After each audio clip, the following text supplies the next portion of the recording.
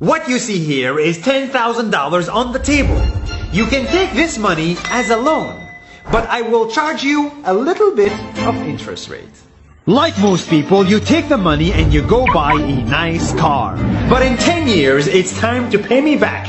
And because of interest rates, now you owe me $20,000 and not 10. You will say, I don't have money to give you. And if you don't, I take your car and a piece of your house.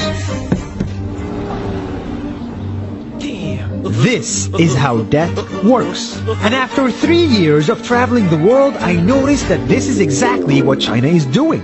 For example, take the small island nation of Sri Lanka. This developing country needs money and China has a lot of it. So Sri Lanka took billions of dollars in Chinese loans. It was easy money just there to be taken. And with that, they built skyscrapers, highways, airports, and shipping ports. The country grew and prospered.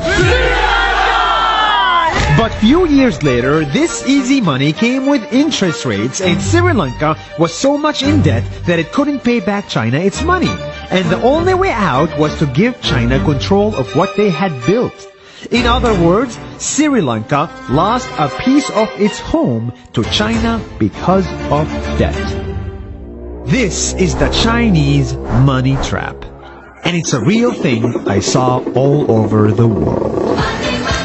In Papua New Guinea, I saw $2 billion in loans given by the Chinese to build skyscrapers, infrastructures, and ports. But there is no way this remote developing country can pay it back or its interest rate. And the only way out is to give China control of the country. In the Maldives, Pakistan, Malaysia, Laos, Kazakhstan, Mongolia, Egypt, Kenya, and South Africa,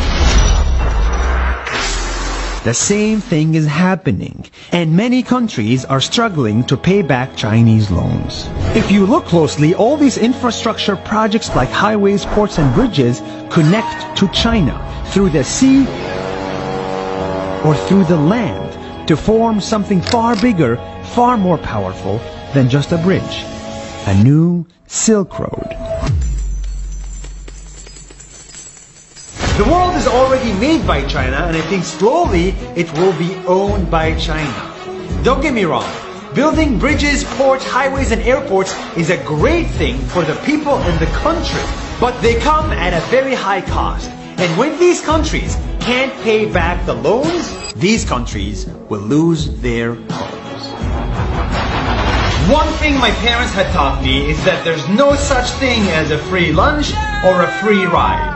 So if we're not careful with our money or other people's money, then we better start learning Chinese. 下周见。